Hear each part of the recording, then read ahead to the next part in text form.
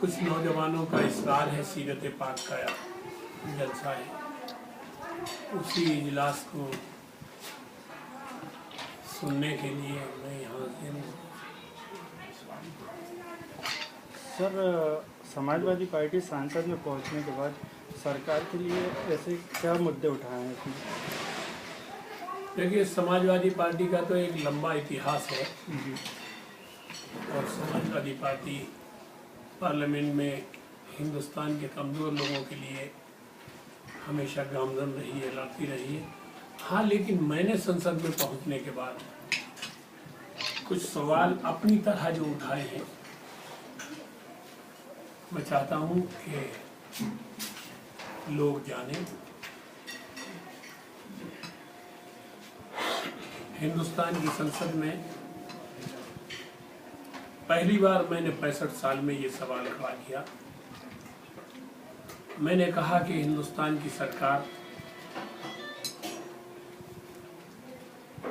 भारत रत्न के अजीम तखल्लुस से गाने वालों को नवाजती रही है, खेलने वालों को नवाजती रही है, बजाने वालों को माने तबला वादकों को नवाजती रही है।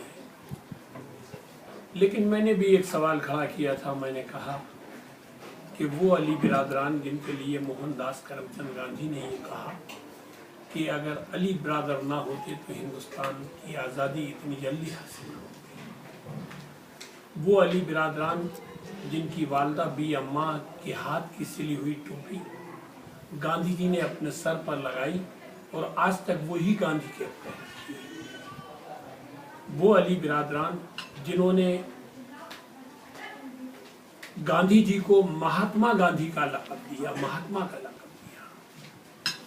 मैंने हिंदुस्तान की संसद में पहुंचने के बाद 65 साल में मैं पहला सांसद हूं जिसने ये सवाल किया कि भारत रत्न की उपाधि के हकदार वो मौलाना मोहम्मद अली जौहर भी हैं, जिन्होंने गोलमेज कॉन्फ्रेंस में आखिरी सांस ये कहते हुए ली थी कि अंग्रेजों हिंदुस्तान की आज़ादी का परवाना दो वरना मैं गुलाम हिंदुस्तान में वापस नहीं दूंगा।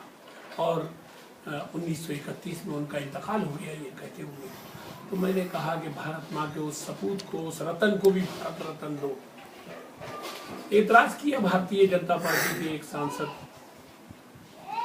पुंज साहब थे और बाकी भारतीय जनता पार्टी की तरफ से एतराज आया, तकलीफ दे एतराज आया, आंखों को नम करने वाला एतराज आया। लेकिन अफसोस की बात यह है कि वो कांग्रेस भी खामोश बैठी रही, जिस कांग्रेस के मौलाना मोहम्मद अली जौहर राष्ट्रीय अध्यक्ष हैं। तो साबित ये होता है कि दोनों पार्टियां एक ही तरह के मिजाज पे डिपेंड राजनीति करती हैं। भारतीय संसद में पहुंचने के बाद मैंने गंगा की पाकीज़गी का सवाल बहुत शिद्दत से उठाया और मुझे फख्र है इस बात पर कि हिंदुस्तान की संसद में 2.5 घंटे तक इस सवाल पे बहस होती रही और गंगा की पाकीज़गी को लेकर जो मैंने मतालबात किए थे और आज भी मेरे जो मतालबात हैं नदियों को लेकर, मैंने ये कहा कि हिंदुस्तान दुनिया में मेरी जानकारी में अकेला मुल्क है जिसकी तहजीब नदियों के नाम से पहचानी जाती है। यानी हम गंगा जमुनी संस्कृति हमारी पहचान है और गंगा और जमुना दोनों नदियों के नाम है। और हमने ये कहा कि पानी का कोई मजहब नहीं होता, कोई गांव नहीं होता, पानी जिंदगी की अलामत होता है, पेड़ पौधों तक को जिंदगी देता है।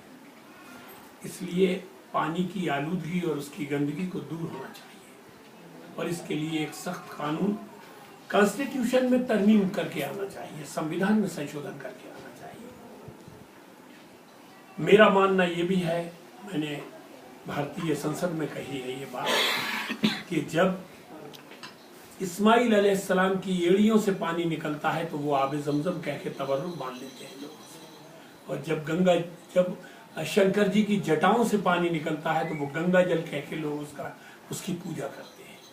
इसलिए पानी बहुत मुतबर्रक चीज़ है और गंगा जमुना हिंदुस्तान की तहजीब है। इसलिए उनको गंगा जमुना को तो साफ होना ही चाहिए, लेकिन हिंदुस्तान की सारी नदियों को न सिर्फ साफ होना चाहिए, मैं पहला लगभग सांसद हूँ जिसने हिंदुस्तान की संसद में ये कहा कि नदियों की पैमाइश कराओ, नदियों की गिनती कराओ।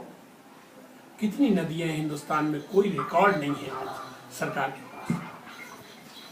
आपने चूंकि संसद से जुड़ी हुई बात कही, इसलिए मैं कह दूं मैं हिंदुस्तान की संसद का अल्हम्दुलिल्लाह वो एमपी भी हूं जिसने उर्दू को दूसरी जबान बनाने का मुतालबा शिद्दत से किया, और हिंदुस्तान की संसद में मेरी मुखालफत करने वाले, मेरे दल की मुखालफत करने वाले लोगों ने भी मेरा साथ दिया जब मैंने ये कहा कि वो उर्दू जबान जिसने इनकलाब जिंदाबाद का नारा दिया, वो उर्दू जबान जिसने अदालत, गवाह, दलील, कमीज, पैजामा जैसे अल्फाज हिंदुस्तानियों को दिए, वो उर्दू जबान जिसने मोहब्बत अल्फाज हिंदुस्तान को दिया, और वही उर्दू जबान आज मोहब्बत से मोहताज है।